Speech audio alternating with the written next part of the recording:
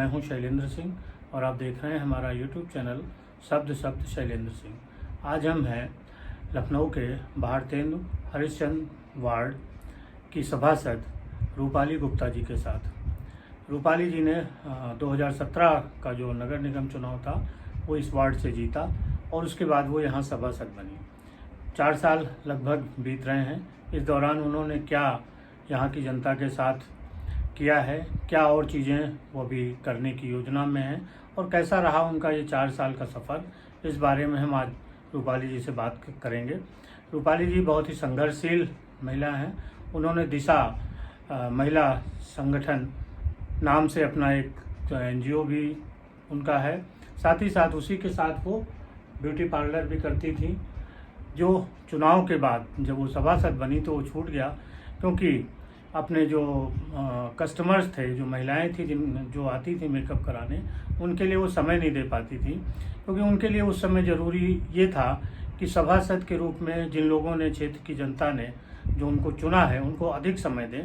तो उन्होंने पार्लर बंद कर दिया, क्योंकि वो पार्लर में समय नहीं दे पाती थी और वो पूरी तौर से जो अपने वार्ड की जनता है उसके प्रति समर्पित हो गई। पूरा कोरोना काल में था, लोगों को खाना खिलाना और भी तरीके की जो सरकारी योजनाएं हैं उनकी मदद दिलाने का काम किया।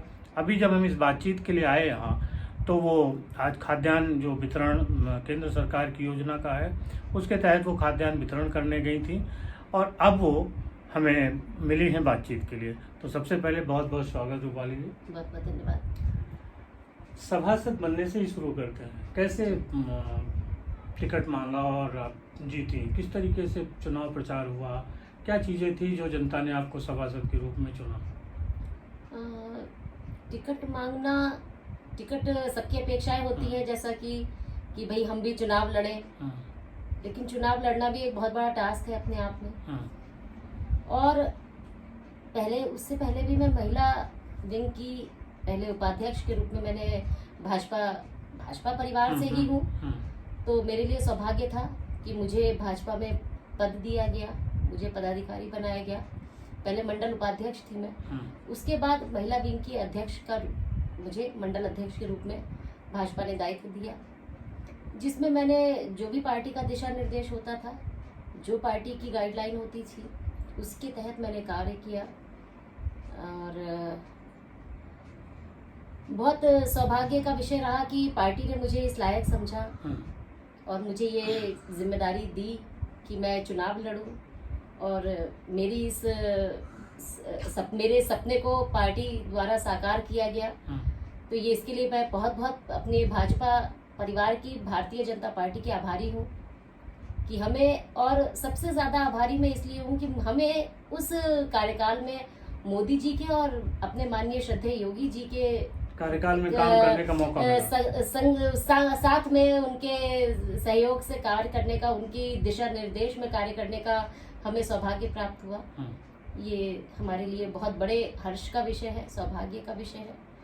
और जहाँ तक मैं महिला हूँ, महिला होने के नाते एक चीज़ मैं दावे के साथ और बहुत गर्व से कह सकती हूँ कि भारतीय जनता पार्टी में मैंने जो महिलाओं के प्रति सम्मान देखा, वो लोग कहते हैं राजनीति महिलाओं के लिए बहुत कठिन है, महिलाओं के लिए राजनीति नहीं बनी है, महिलाएं राजनीति नहीं कर सकती हैं, लेकिन मैं कहती हूँ अगर किसी भी पार्टी में हो, सबकी अपनी विचारधारा है, अपनी अपनी सोच है, लेकिन अगर महिलाओं का कहीं सम्मान है तो यहीं पर सम्मान है।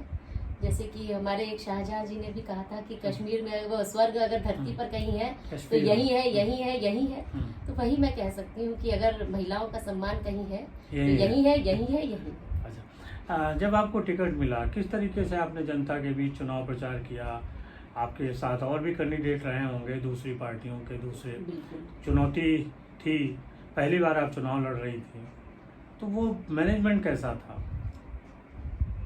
मेरे साथ जो मेरे कॉम्पिटिटर थे वो इससे पूर्व पार्षद भी थे। अच्छा, सपा से थे। तो और कठिन डगर थी मेरे लिए। तो मैं हतोत्साहित भी हो जाती थी कि क्या होगा चुनाव में, लोगों की बातें टिप्पणियां सुन करके मुझे भी घबराहट होती थी, पता नहीं चुनाव का क्या रिजल्ट आएगा, मेरी मेहनत का मुझे फल मिलेगा या नहीं मिलेगा।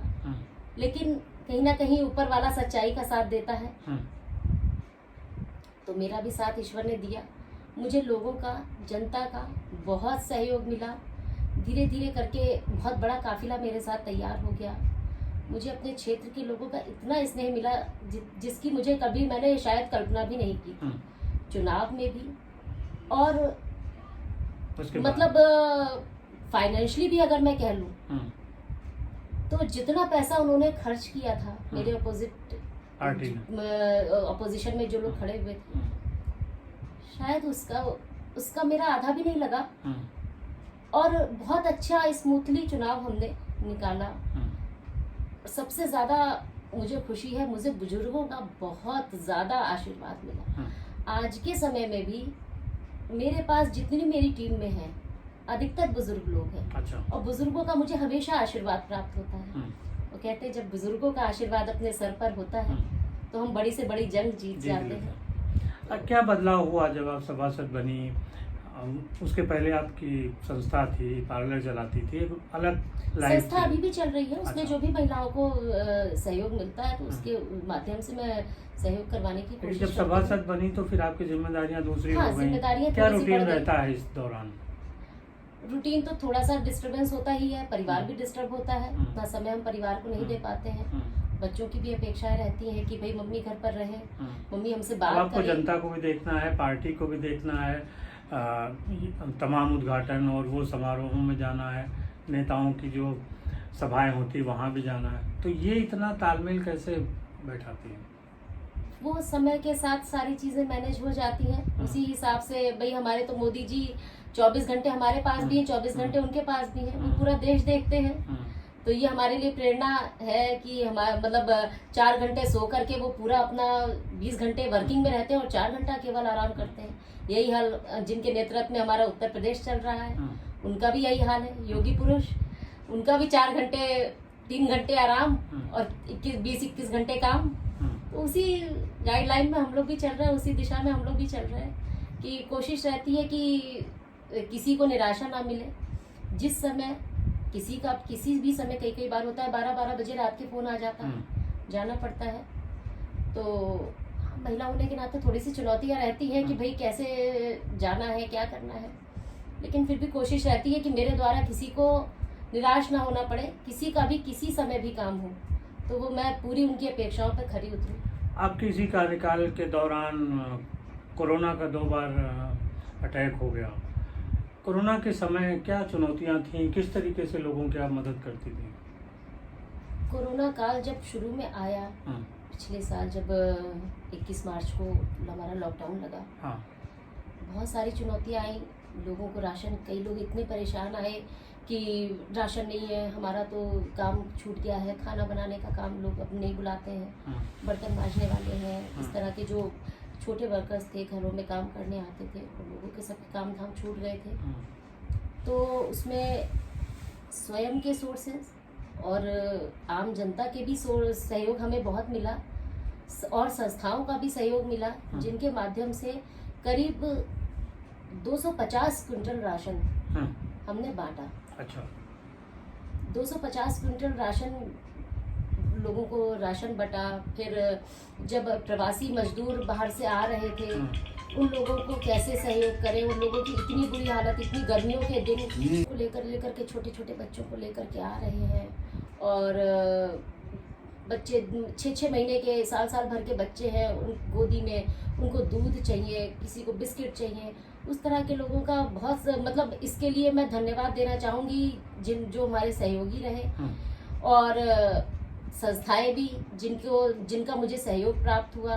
किसी संस्था ने चप्पल बांटी, किसी ने राशन बांटा और उनके सहयोग से मुझे भी इस सामान के वितरण में मैं उनकी भागीदार रही, मुझे उनका सहयोग मिला।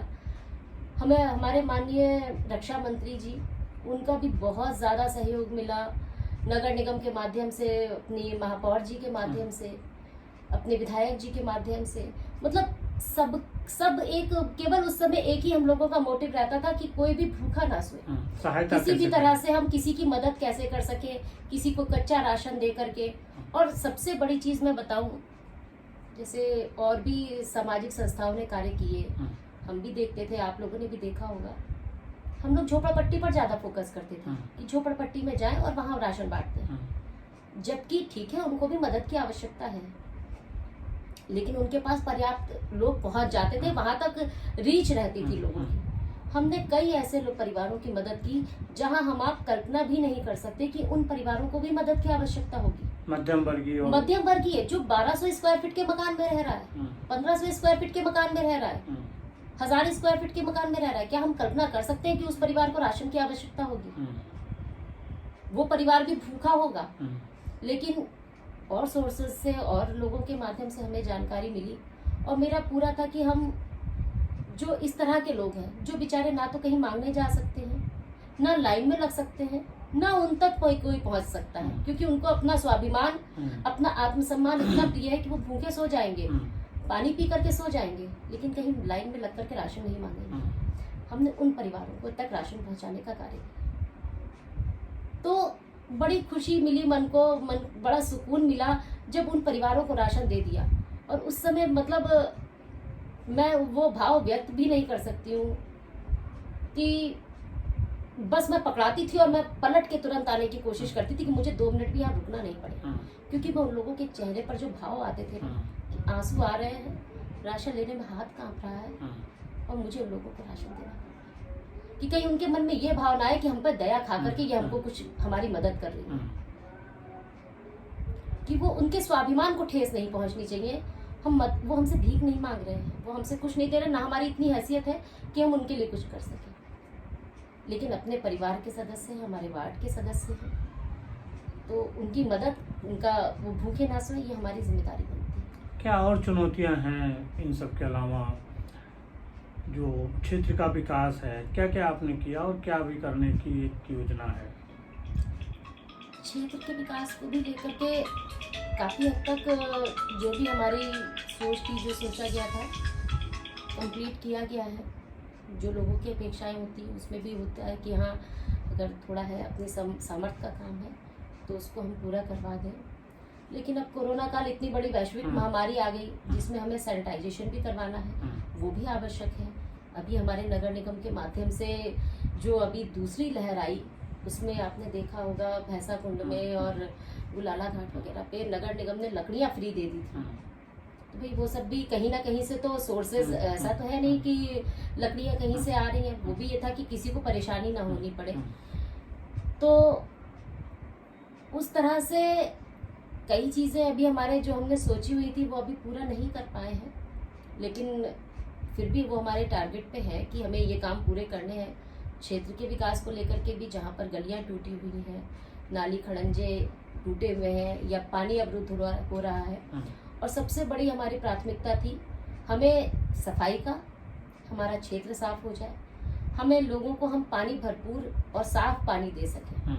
तो आज भी कई लोग भाई लोगों की अपेक्षाएं और भी थी, हम उन पे हो सकता है ना कर पाए हो, लेकिन कई लोगों को सोच करके, सुन करके मन को मेरे भी खुशी मिली कि लोगों ने कहा नहीं, पानी पहले बहुत गंदा आता था, बालू वाला आता था, हम लोग नहा भी नहीं सकते थे, अब पानी हमें बहुत अच्छा मिलता है। तो लगा चलो कहीं एक काम तो हमारा ऐसा हुआ कि जो पहली प्राथमिकता, पानी से पतली कोई चीज नहीं होती, हम लोग बचपन से सुनते आ रहे हैं। तो लोग प्याऊ लगवाते हैं, वो करते हैं, चलो हमने पानी की सुविधा लोगों को अच्छी दे दी कि पानी तो उनको साफ मिल रहा है, बाकी पार्क है, ये सब है, ये कंस्ट्रक्शन काम भी धीरे धीरे हम पूरे करवाने की कोशिश में है। अच्छा, एक समस्या ये भी आती जो आमतौर पे केंद्र सरकार और प्रदेश सरकार की तमाम योजनाएं हैं वो लोगों तक नहीं पहुंचती, उस दिशा में भी आपने काम किया कि लोगों तक वो योजनाएं पहुंचे? उस दिशा में भी मैंने हमारी एक जिला एक कार्य वाली जो ODOF योजना है, तो उसके माध्यम से हम लोगों ने जैसे चिकनकारी वर्ग को भी बहुत प्रोत्साहित किया। उसमें भी सरकार को जिन लोगों ने अपना व्यवसाय डाला है ODOF में, उसमें भी लोगों को लोन देने का कार्य हमारी सरकार कर रही है। और विश्वकर्मा योजना में भी हम लोगों ने काफ़ी अपने विधायक जी के माध्यम से, महापौर जी के माध्यम से, अपने रक्षा मंत्री जी के माध्यम से और श्रद्धेय योगी जी के प्रेरणा से, उसमें भी हम लोगों ने काफ़ी महिलाओं को, काफ़ी भाइयों को ऐसी योजनाओं का लाभ पहुंचाया है, ऐसी योजनाओं का लाभ पहुंचाया है जिसमें वो लोग अपना रोजगार अपना शुरू कर सके, ताकि उनको किसी के ऊपर निर्भर ना रहना पड़े। घर पर बैठ कर के भी अगर किसी ने सिलाई का कार्य किया है तो वो घर पर बैठ कर के महिलाएं अपना बच्चों का पालन पोषण तो कर ही सकती हैं, अपने परिवार को आर्थिक मदद भी प्रदान कर सकती हैं। और कई ऐसे लोग हैं, जैसे पुरुष लोग हैं, हलवाई का कार्य कर रहे हैं, वो दूसरे की हेल्पर के रूप में कार्य कर रहे हैं, लेकिन उनके पास अपना व्यवसाय शुरू करने के लिए उतना पैसा नहीं है कि वो अपना बारदाना खरीद सके, अपना कोई रोजगार शुरू कर सके। तो उस दिशा में भी हमारी सरकार ने क्या कहते हैं, लोगों की मदद की है, और उन लोगों को पूरा बारदाना मिलता है। 10 दिन की ट्रेनिंग मिलती है। 10 दिन की ट्रेनिंग के साथ उनके लिए लोन की भी, जो उनको सर्टिफिकेट सरकार का मिलता है, उसमें लोन की भी सुविधा है कि उनको कम ब्याज दर पर लोन सरकार मदद मिल सके। दूसरा, हमारा सामूहिक विवाह योजना जो मुख्यमंत्री जी की चल रही है, उसमें भी हमने कई बच्चियों की शादियों का कार्य करवाया है। अभी दो लड़कियों की शादी मैंने पिछले साल भी करवाई, तो उसमें भी उनको पूरी तरीके से परिवार, जो लड़का तो उन्होंने ढूंढ लिया, लेकिन अब लड़की की शादी कैसे करें, उनके पास कोई साधन नहीं है। तो उस तरह से भी मैंने कई लड़कियों की शादियां यहाँ पर हुई हैं, और उनको मतलब पूरा पर्याप्त विधि विधान से, अगर मुस्लिम वर्ग की महिला है तो उसी तरह से उसका निकाह हो रहा है, सनातन धर्म की महिला है, हिंदू धर्म की महिला है तो प्रॉपर उसके उसी तरह से फेरे पड़ के हो रहे हैं, यानी कि केवल खाना पूर्ति हो गई। बहुत अच्छा विवाह होता है। तो इस माध्यम से भी हम लोग ये सरकारी योजनाएं सरकार की लोगों तक पहुंचाते हैं कि अगर किसी ने की लड़की बच्ची 18 साल की पूरी हो चुकी है और वो शादी करना चाहते हैं, उनके पास कोई व्यवस्था नहीं है किस तरह से वो शादी करें, तो लड़का और लड़की दोनों की फोटो, लड़का लड़की दोनों का आधार, जिसपे वो शादी के लायक उनकी उम्र हो चुकी हो, दोनों के माँ बाप की रजामंदी, दोनों के माँ बाप का आधार कार्ड, ये चाहिए होता है। और उन लोगों का रजिस्ट्रेशन करवा करके सामूहिक विवाह में उनकी शादी करवा देते हैं। और नहीं तो सरकार से मदद भी मिलती है विवाह के लिए, वो योजना भी हम लोगों तक पहुंचाते हैं। अभी बहुत सी, अभी कोरोना काल में ही देख लें तो ये तो सरकारी योजनाएं हो गई। कोरोना काल में भी जिन बच्चों के माता पिता दोनों की मृत्यु हो गई है कोरोना के कारण, या जिनके परिवार में कमाने वाला कोई व्यक्ति, पिता नहीं है, पिता खत्म हो गए कोविड से, उन बच्चों के लिए भी सरकार ने योजनाएं अपनी लागू कर रखी हैं। और उन योजनाओं के तहत 4,000 रुपए प्रति माह बच्चों की पढ़ाई के लिए प्रति बच्चा मिलेगा, और उससे बच्चा अपनी पढ़ाई पूरी कर सकता है। पढ़ाई पूरी करने के बाद उसको एक मुश्त 10 लाख रुपए की मिलने की भी सहायता सरकार करेगी, ताकि वो बच्चा अपनी आगे की कोई बड़ी पढ़ाई करना चाहे, कोई आगे अच्छी एजुकेशन लेना चाहे तो उससे वो ले सके। उसको ये ना हो कि मेरे परिवार से कमाने वाला व्यक्ति चला गया तो अब मैं अपनी पढ़ाई कैसे पूरी करूं। तो ये बहुत बड़ी योजना सरकार की है कि कोविड काल में खाना कोई दे देगा, किसी के ऊपर निर्भर ना रहना पड़े, लेकिन बच्चे को पढ़ाए कैसे, स्कूलों की फीस इतनी जा रही है, सब चीजें हैं। तो सरकार ने बहुत अच्छी योजना लागू की है। और सबसे बड़ी चीज, सरकार ने सारी चीजों की, जो हमारे दलाल होते थे कि 500 रुपए दीजिए हम ये काम करवा देंगे, उसमें अब ऑनलाइन चीजें कर दी हैं। आप राशन कार्ड बनवाना हो, आपको महिला के नाम से राशन कार्ड बनेगा, ऑनलाइन कर दीजिए, आपको कोई अतिरिक्त पैसा नहीं देना है। आपको पेंशन चाहिए, वृद्धावस्था पेंशन चाहिए, आपको विधवा पेंशन चाहिए, आपको परित्यक्ता पेंशन चाहिए, आपको परिवार लाभ की पेंशन चाहिए, वो अगर 6 महीने के अंदर किसी के परिवार का कोई व्यक्ति खत्म हो गया है, 6 महीने के अंदर वो अप्लाई करता है परिवार लाभ में, तो उसको 30,000 रुपए एक मुश्त रकम मिल जाती है पेंशन के रूप में, और वो उससे अपना रोजगार शुरू करे, चाहे अपने परिवार की किसी जरूरत के रूप में उसको यूज करे। सरकार एक मुश्त वो पैसा दे देती है कि आप अपना परिवार आगे सुचारू रूप से चला सकें। तो बहुत सी ऐसी योजनाएं हैं सरकार की। अभी इस तरह से राशन वितरण भी सरकार भी कंट्रोल के माध्यम से कर रही है, फ्री में राशन बटा लोगों को। तो इस तरह की बहुत सारी और भी योजनाएं हैं। सुमंगला योजना है, सुकन्या योजना है। आप बच्ची का एक अमाउंट डाकखाने में खाता खुलवा दीजिए, 10 साल से नीचे की अगर बच्ची है 10 साल तक की, तो आप उसका खाता खुलवा दीजिए। उसको विवाह तक बच्ची को पैसा मिलेगा, एक मुश्त रकम मिलेगी। आपको मिनिमम मिनिमम 1,000 रुपए है, मैक्सिमम जितना ज्यादा आप कर सके उसी के हिसाब से आपको पूरा बोनस के साथ बच्चे के विवाह तक आपको पैसा मिलेगा। तो कन्याओं के लिए, लड़कियों के लिए, और जो आखिरी व्यक्ति है पंक्ति का, उस तक योजनाएं पहुंचाने का कार्य हमारी सरकार कर रही है। और हम लोगों को भी बार बार दिशा निर्देश मिलते रहते हैं कि आप अपने क्षेत्र की जनता तक ये योजनाएं पहुंचाइए। तो इसी तरह से गैस, उज्ज्वला गैस को लेकर के हो, या भाई अब ये ग्रामीण क्षेत्र नहीं है तो यहाँ बिजली के कनेक्शन की तो कोई व्यवस्था नहीं है कि बिजली के कनेक्शन की यहाँ किसी को, सभी के यहाँ है। लेकिन उज्ज्वला गैस जैसे हमारा बेलीगारत गांव है तो उसमें बहुत सी ऐसी महिलाएं हैं जिनको उज्ज्वला गैस के माध्यम से गैस मिली है। वो महिलाएं आज बड़ी खुश होती हैं कि हम गैस पर खाना बना रहे हैं। उनके लिए जो चीज़ सपना थी नहीं बना पाती थी, या बिल्कुल किसी तरह की उनको कोई ज़रूरत, बरसात का टाइम है तो वो गीली लकड़ी पे खाना बना रही हैं। इस तरह के हमारे शहरी क्षेत्र में लोगों को मिली है योजनाएं। और बहुत अच्छी चीज़ जो हमारे योगी जी ने किया है कि ऑनलाइन कर दी है सारी चीज़ें। आपको पेंशन चाहिए, आपको पेंशन चाहिए, आप जन सुविधा केंद्र में जाइए, वहाँ आप ऑनलाइन अपना अप्लाई कर दीजिए। जो उनकी मिनिमम फीस है वो अपनी फीस लेंगे, जो बंधी हुई फीस है। आपको किसी बिचौलिए को कोई भी नहीं, तो कई बार मेरे पास भी शिकायतें आई कि अरे मैडम वो 500 रुपये मांग रहे हैं, वो कह रहे हैं हम आपकी पेंशन बनवा देंगे। मैंने कहा 1 भी रुपया किसी को देने की आवश्यकता नहीं है। आप ऑनलाइन जाइए, ऑनलाइन में आप जाकर के अपना रजिस्ट्रेशन करवाइए। अपना रजिस्ट्रेशन करवाने के बाद उनसे अपनी रिसीविंग लीजिए। रिसीविंग लेकर के आप कार्यालय जाइए। आपको कुछ भी 1 पैसा भी किसी बिचौलियों को देने की आवश्यकता नहीं है। ये बहुत सारी योजनाएं हैं। राजनीति के अलावा भी कुछ शौक, हॉबीज हैं आपकी?